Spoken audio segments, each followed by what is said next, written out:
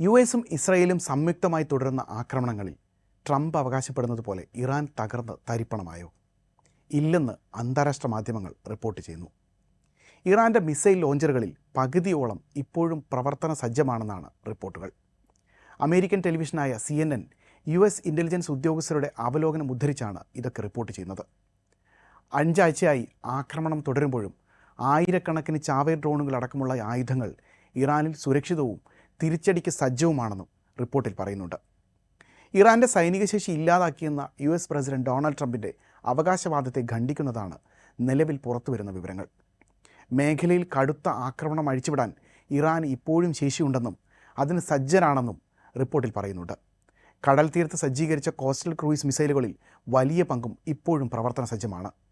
മിസൈലുകളും ഡ്രോണുകളും വിക്ഷേപിക്കാനുള്ള ഇറാൻ്റെ ശേഷി നാമമാത്രമാക്കിയെന്ന് ബുധനാഴ്ച US അഭിസംബോധന ചെയ്യുന്നതിനിടെ ട്രംപ് അവകാശപ്പെട്ടിരുന്നു.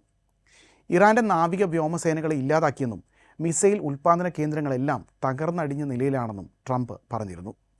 സൈനിക നടപടി അധികം വൈകാതെ അവസാനിപ്പിക്കും.